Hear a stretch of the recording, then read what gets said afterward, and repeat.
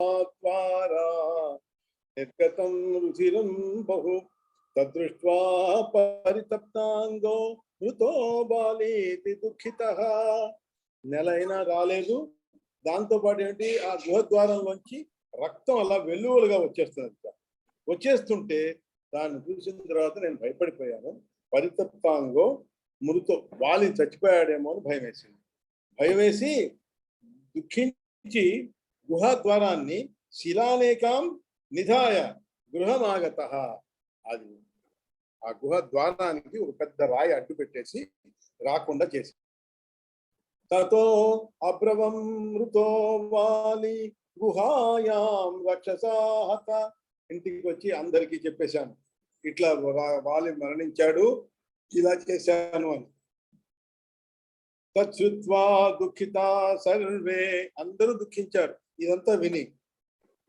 మాం అనిచ్చంతమప్యుత రాజ్యేభిషేచనం చక్రు సర్వే వానర మంత్రిజః. వానర మంత్రులు అందరూ కూడా, వాళ్ళందరూ ఇంకెట్లా వాలి వెళ్ళిపోతే మరి నువ్వైనా ఉండాల్సిందే కదా అని నన్ను రాజుని చేశారు. చేసేటప్పటికి నేను రాజునయ్యాను. శిష్టం తదా మయా రాజ్యం కించిత్ కాలమరిందమ. కొంతకాలం ఆయన జరిగేటప్పటికి, కొద్ది కాలం మాత్రమే నేను ఇలా రాజ్యం పరిపాలించేటప్పటికి, తత సమాగతో వాలి మామాహ పరుషం దుష. వాలి వచ్చాడు. వచ్చి నన్ను నానా దుర్భాషలు అని పరుషంగా క్రోధంగా పలికి ముష్టిఘాతాలు కొట్టి నన్ను ఇంకా నేను తప్పు చేసినట్లుగా నేను భయంతో పరిగెత్తాను. పరిగెత్తితే నన్ను వెంట పెట్టాడు. పెట్టి అన్ని లోకాలు తిప్పాడు. నేను అన్ని తిరిగి చివరికి ఋష్యమూక పర్వతం మీదకి నేను చేరాను. ఈ ఋష్యమూక పర్వతం మీదకి వాలి రాలేడు. ఎందువలన అంటే ఆ ఋష్యముఖం మీద ఉన్నటువంటి ఆ ఋషుల యొక్క శాపానికి భయపడి అతను ఈ కొండకు రానే రాడు. అందుకని తదాది, అప్పటి నుంచి మమ భార్యాంస స్వయం భుంక్తే విమూఢధీ. ఈ మూఢుడైనటువంటి, ఈ దురాత్ముడైనటువంటి వాడు నా యొక్క భార్యను కూడా వాడు అనుభవిస్తున్నాడు. అతో దుఃఖేన సంతప్తో హృతదారో హృతాశ్రయః. హృతదారో, నా భార్యను కోల్పోయాను, ఆశ్రయాన్ని కూడా కోల్పోయినటువంటి వాడిని అయ్యి నేను దుఃఖంతో నేను ఇక్కడ ఈ ఋష్యముఖ పర్వతం మీద ఉన్నాను. ఇన్నాటికి నేను ఈనాడు నీ యొక్క పాదస్పర్శంతో నేను సౌఖ్యాన్ని పొందాను. అలా అనగానే వసామ్యద్య భవత్పాద సంస్పర్శాత్ సుఖితో అస్మ్యహం మిత్ర దుఃఖేన సంతప్తో రామో రాజీవలోచన. రాజీవలోచనుడైనటువంటి రాముడు మిత్రుడి యొక్క దుఃఖానికి అయ్యో అని ఎంతో అంగలార్చాడు, ఎంతో బాధపడ్డాడు. బాధపడి హనిష్యామి తవ ద్వేష్యం శీఘ్రం భార్యాపహారిణం ఇది ప్రతిజ్ఞామకరోత్ సుగ్రీవస్య పురస్తదా. నీ శత్రువైనటువంటి వాణ్ణి, నీ భార్యను అపహరించినటువంటి వాణ్ణి వేగమే నేను వధించి వేస్తాను అని సుగ్రీవుడి ఎదురుగుండా ప్రతిజ్ఞ చేశాడు. చేసి అప్పుడు సుగ్రీవుడు ఇట్లా అన్నాడు అన్నమాట, రాజేంద్ర సుగ్రీవోస్యాహ రాజేంద్ర, ఓ రాజేంద్ర, వాలి బలవతాం బలి, ఎంతో బలవంతుడు వాడు, వాలి సామాన్యుడు కాడు, నువ్వు ఎలా చంపుతాను అనుకుంటున్నావు? కథం హనిష్యతి భవాన్ దేవైరపి దురాసదం. వాడు అసలు ఈ దేవతలకు కూడా లొంగిరానటువంటి బలవంతుడు వీడు, నువ్వు ఎలా చంపగలవని నువ్వు అనుకుంటున్నావు? వాడు ఎంత బలవంతుడో నీకు నేను చెప్తాను చూడు. శృణుతే కథయిష్యామి తద్బలం వాలినాంబర కదాచిత్ దుందుభిర్నామ మహాకాయో మహాబలః. దుందుభి అనేటువంటి ఒక మహారాక్షసుడు, చాలా భయంకరమైనటువంటి వాడు వచ్చాడు. వాడు పెద్ద అడవి దున్నలాగా రూపాన్ని ధరించి కిష్కింధకి వచ్చాడు. వాడు కిష్కింధాం అగమద్రామ మహామహిష రూపధృక్, పెద్ద అడవి దున్నలాగా వచ్చి యుద్ధాయ బాలినం రాత్రో సమాహ్యత భీషణ.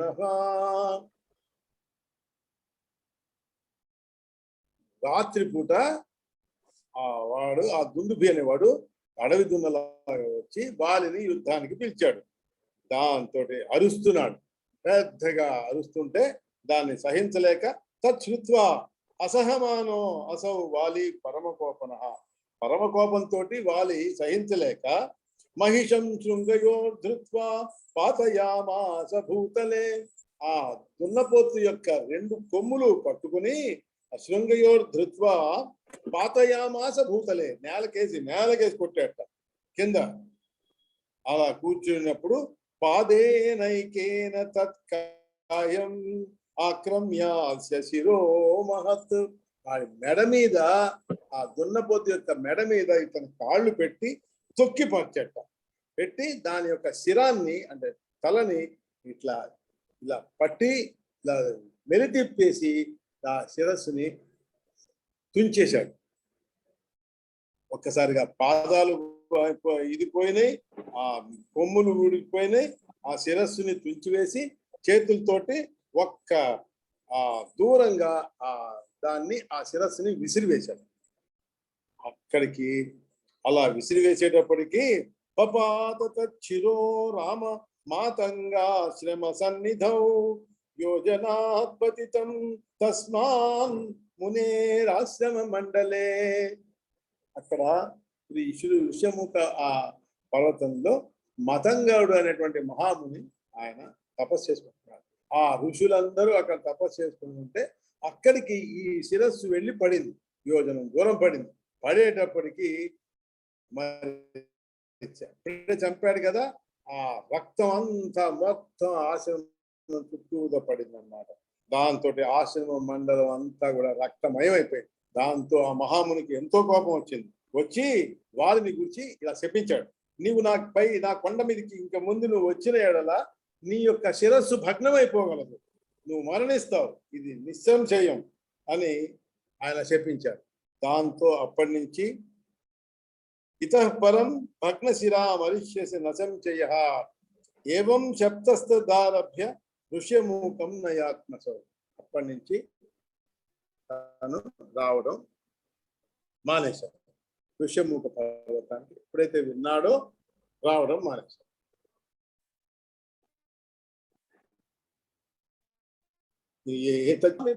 భయవర్జితః, ఇవన్నీ నాకు తెలిసినాయి. ఇది తెలిసిన తర్వాత అమ్మయ్య అనుకొని ఇంకా వీడు రాడు కదా అనే ధైర్యంతో నేను ఈ ఋష్యముఖ పర్వతం మీద నేను ఉంటున్నాను. ఇదిగో చూడు, ఇక్కడే ఉంది, చూసావా, పర్వతం లాంటిది ఆ దుందుభి యొక్క శిరస్సు చూసావా, దాన్ని వాడు అక్కడి నుంచి కొడితే ఇక్కడికి వచ్చి పడింది. ఇప్పుడు రామ పశ్య శిరస్తస్య దుందుభే పర్వతోపమం, పర్వతం లాంటి ఆ శిరస్సుని చూడు. తత్క్షేపణే యదా శక్తస్త్వం బాలినో వధే ఇత్యుక్త్వా దర్శయామాస శిరస్తద్గిరి సన్నిభం. ఇగో నువ్వు దీన్ని గనక చిమ్మి వేయగలిగితే అప్పుడు నువ్వు వారిని చంపగలవు అనేటువంటి అంత నీకు బలం ఉందని నేను ఒప్పుకుంటాను అన్నాడు. అనగానే దాన్ని చూసి రాముడు ఏం చేశాడంటే దృష్ట్వా రామ స్మితం కృత్వా, చిరునవ్వు నవ్వేట, కృత్వా పాదాంగుష్ఠేన క్షిపత్, కాలి బొటన వేలుతోటి ఒక్కసారి దాని కింద తల కింద బొటన వేలు పెట్టి ఒక్కసారిగా చిమ్మేట, తన్నేటప్పటికి అది 10 యోజనాలకి, 1 యోజనం కాదు 10 యోజనాల దూరానికి పడింది.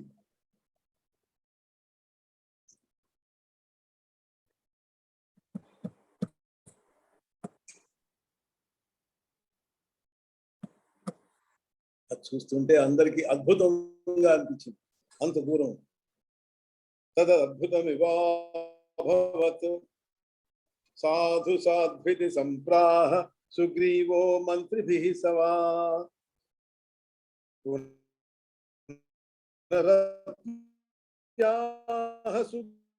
సుగ్రీవో దాంతో అతనికి సంతోషం పూర్తిగా రాలా. అప్పుడు ఇంకా అంటున్నాడు బలి బలి అని. నీ కూడా చూడు, ఇంకోటి ఉంది చూడు, ఇంకొక పని చిన్నది ఉంది.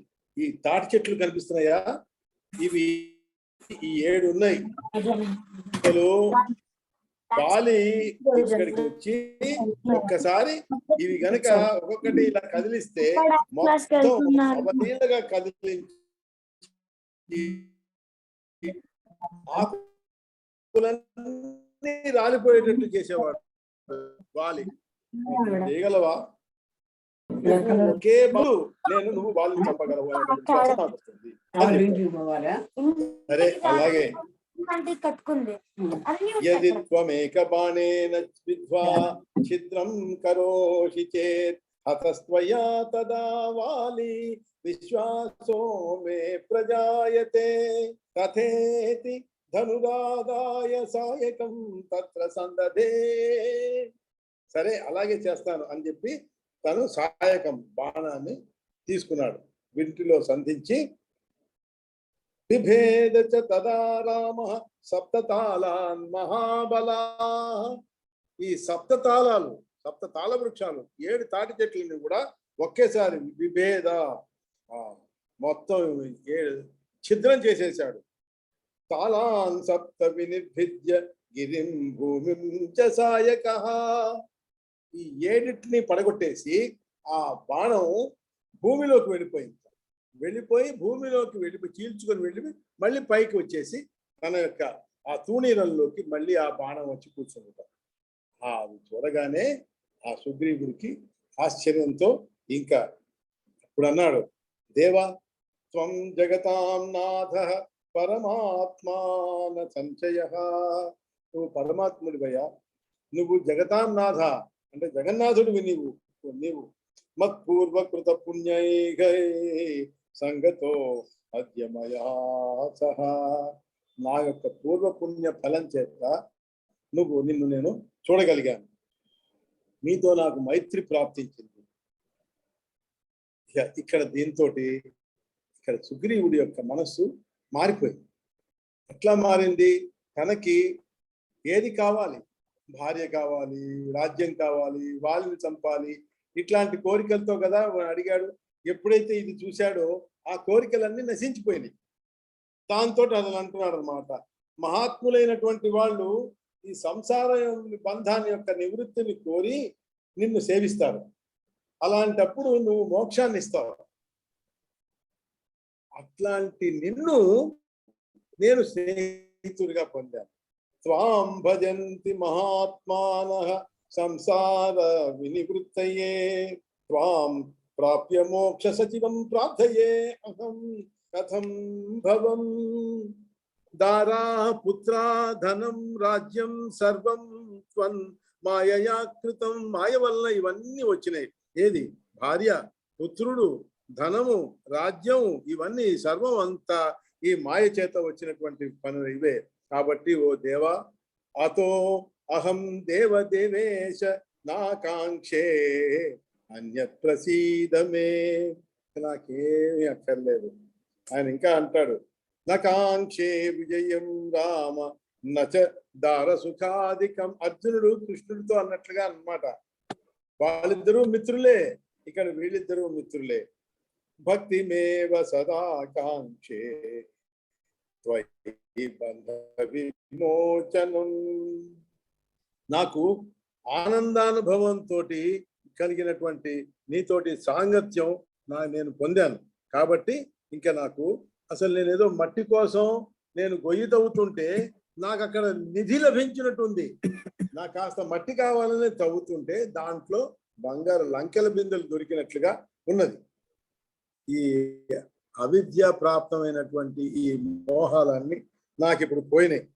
నాకు ఇంకా ఇప్పుడు ఏం అక్కర్లా. యజ్ఞాలు, దానాలు, తపాలు, ఇష్టాపూర్తులు అయినటువంటి ఈ కర్మలు ఉన్నాయే, ఇవన్నీ చేయడం వల్ల, ఈ ప్రక్రియల వల్ల కూడా ఈ సంసార బంధం పోదు. కాబట్టి అది ఇంకా దృఢమవుతుంది అవన్నీ చేస్తూ ఉంటే. కాబట్టి నీ యొక్క పాద కమలాలని దర్శించినంత మాత్రాన నాకు ఈ యొక్క మోహం ఛిద్రమైపోతుంది, నాశనం అయిపోతుంది. కాబట్టి నాకు నీ ఎవరి యొక్క చిత్తమైన, ఎవరి యొక్క మనసైనా నీ యందే నిశ్చలంగా ఉండగలదో, నిలవగలదో, ఆ క్షణంలోనే వాడి యొక్క సర్వ అనర్థాలకి కూడా మూల కారణమైనటువంటి అజ్ఞానం నశించిపోతుంది. నాకు ఇది కావాలి, అది కావాలన్నది ఏం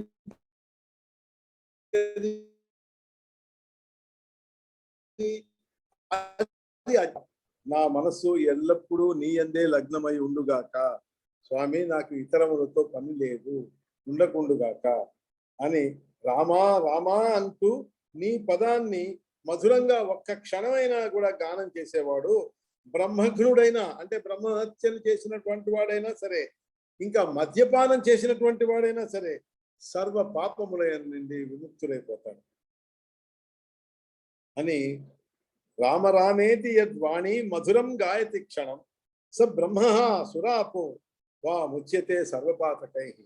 రామ రామ అని కనుక చక్కగా మధురంగా కనుక పాడుకోగలిగితే ఆయన యొక్క మాటని, బ్రహ్మఘ్నుడైనా సరే, మదిరాపానంతో మత్తెక్కినటువంటి వాడైనా సరే, ముచ్యతే సర్వపాతకై, అన్ని పాపాల నుంచి ముక్తుడైపోతాడు అని. నకాంక్షే విజయం రామ నచ దార సుఖాధికం భక్తిమేవ సదా కాంక్షే త్వయి బంధ విమోచని. నీ ఈ బంధాల నుంచి నేను బయటకు వచ్చేస్తున్నాను. త్వన్మాయాకృత సంసార త్వదంశో అహం రఘుత్తమా. దీంట్లోంచి నన్ను బయటకు పంపించేసేవయ్యా, నీ యొక్క పాదభక్తిని ప్రసాదించి ఈ సంసార సంకటం నుంచి నన్ను బయటికి తీసుకెళ్ళిపో, నాకు ఇంకేం అక్కర్లా. ఇంత పూర్వం నాకు ఎలా ఉంది, ఈ నీ యొక్క మాయ చేత పరివృతం అయి ఉన్నప్పుడు నాకు శత్రులు, మిత్రులు, ఉదాసీనులు, ఇట్లాంటి వాళ్ళందరూ నాకు కనిపిస్తుండేవాళ్ళు. కానీ నీ యొక్క పాదార విందాలను నేను ఎప్పుడైతే చూశానో ఆ దర్శనం చేత సర్వం నాకు ఇప్పుడు పరబ్రహ్మ స్వరూపంగానే కనిపిస్తోంది. సర్వం బ్రహ్మైవ మే భాతి క్వ మిత్రం క్వచ మే రిపుః యావత్వన్ మాయయా బద్ధస్తావత్ గుణ విశేషత అని. ఈ మాయా కార్యం ఎంతవరకు ఉంటుందో అంతవరకు ఈ శత్రువులని, మిత్రువులని, బంధువులని, దార అంటే భార్య అని, వీళ్ళందరూ ఇవన్నీ ఉంటాయి. కాబట్టి అది ఎప్పుడైతే పోతుందో ఇవన్నీ పోతాయి. సా యావదస్తి నానాత్వం తావద్భవతి నా అన్యథా యావన్నానాత్వం అజ్ఞానాత్ తావత్కాల కృతం భయం. ఎప్పటి వరకు ఈ శత్రు మిత్రులు అనేటువంటి ఈ మాయ నన్ను ఆవరించి ఉంటుందో ఇవన్నీ నాకు ఈ భావ పరంపర ఉంటుంది. వాడు శత్రువు, వీడు మిత్రుడు అనేది. ఎప్పటి వరకు ఈ అజ్ఞాన జనితమైనటువంటి ఈ నానాత్వ భావం నిలుస్తుందో అప్పటి వరకు నాకు మృత్యు భయం కూడా ఉంటుంది. కానీ భయం కదా, అది ఉందో ఇది ఉందో అని చెప్పేసి నేను అనుకుంటూ ఉంటాను. కాబట్టి మృత్యు భయం ఉంటుంది. కాబట్టి అతో అవిద్యాముపాస్తే యశో అంధే తమసి మధ్యతి మాయామూలమిదం సర్వం పుత్రదారాది బంధనం తదుత్సారయ మాయాం త్వం దాసీం తవ రఘుత్తమ. అందువలన ఎవరైతే అవిద్యను ఉపాసిస్తాడో, అవిద్య అంటే అజ్ఞానాన్ని, ఉపాసించడం అంటే దాంట్లోనే ఈ కామ్య కార్యాలనే కర్మాలనే ఆచరిస్తూ ఉంటాడో వాడు ఘోరమైనటువంటి అంధకారంలో మునిగిపోతాడు. కానీ నాకు అది అంధకారం అని తెలియదు. నాకు అక్కడ చక్కగా ఇక్కడ కనిపించేటటువంటి ఈ లైట్ ఉందే, ఇదే నిజమైన లైట్ అనుకుంటున్నాను. నిజమైన లైట్ ఇది కాదు, ఆ సంగతి నాకు తెలియదు. ఈ లైట్ లోనే ఈ కాంతిలోనే నేను ఉన్నానని నేను అనుకుంటున్నాను. ఈ సర్వ విధాల ఈ పుత్రులు, కళత్రములు, కళత్రం అంటే భార్య, ఇలాంటి బంధనం కేవలం మాయా మూలం. నీ దాసురాలైనటువంటి, ఇప్పుడు మాయ ఎవరు? నీ దాసురాలు. కాబట్టి నీ దాసురాలైనటువంటి మాయ నుండి నన్ను విముక్తుణ్ణి చేయి అని ఆ సుగ్రీవుడు శ్రీరామచంద్రమూర్తికి నమస్కారం చేశాడు. ఎప్పుడు ఓ స్వామి, త్వత్పాద పద్మార్చిత చిత్త వృత్తి త్వన్నామ సంగీత కథాసు వాణి త్వద్భక్త సేవా నిరతౌ కరోమయి త్వదంగ సంగం లభతాం మదంగం. స్వామి, ఎప్పుడు కూడా నా చిత్తవృత్తి నీ పాదపద్మముల యందే తగిలి ఉండుగాక. నా పలుకు నీ నామ సంకీర్తనంలోనే, కథా కథనమందులోనే దాంట్లో పులకించుగాక. నా హస్తములు నీ భక్తుల యొక్క సేవల యందే అమరి ఉండుగాక. నా శరీరం నీ అంగ సంగమునందే నిలిచి ఉండుగాక. నా కన్నులు ఎల్లప్పుడూ నీ దివ్యమంగళ విగ్రహాన్ని, భక్తులని, మా గురువులని సదా దర్శించుగాక. నీ దివ్యములైనటువంటి జన్మ కర్మలను నా చెవులు, అంటే నీ యొక్క కథలను నా చెవులు తనివితీరా వినుచు పరలుగాక. నా పాదయుగం సర్వదా భవదీయ మందిరముల వరకే మరలుగాక. అంటే నేను ఎప్పుడు నీ యొక్క గుళ్ళు గోపురాలు ఎక్కడైతే ఉంటే అక్కడికే నేను వెళ్ళాలని నేను తప్పిస్తూ ఉండాలి. ఓ రామా, గరుడ ధ్వజ, నీ యొక్క పాద పరాగములు, అంటే పరాగములు అంటే పాద రేణువు, ఆ ధూళి కణాలు, దాన్ని మోసుకుంటూ పుణ్యతీర్థముల యొక్క శీకరము అంటే తుంపరమని నా శరీరము ధరించుగాక. అంటే నేను ఈ పుణ్యతీర్థాలన్నింటికీ నేను వెళ్ళాలి. సర్వదేశ సర్వకాల సర్వావస్థల యందు కూడా శివబ్రహ్మాదుల యొక్క పూజలందు నీ దివ్య భవ్య, అంటే మహా దివ్య నా భవ్య ఇంకా పరమ పరమ పదం అన్నమాట. ఆ పదమునందే నా శిరము ప్రణమిల్లుగాక. దానికి మాత్రమే నేను నమస్కరించేటట్లుగా నన్ను ఆశీర్వదించు స్వామి అని సుగ్రీవుడు ప్రార్థించాడు. దీంట్లో ఇది కిష్కింధాకాండ యొక్క ప్రథమ సర్గ పూర్తయింది. మిగిలినది రెండవ సర్గలో మనం రేపు శ్రీ రాధే జయ రాధే జయ జయ రాధే, శ్రీ రాధే జయ రాధే జయ జయ రాధే, శ్రీ రాధే జయ రాధే జయ జయ రాధే.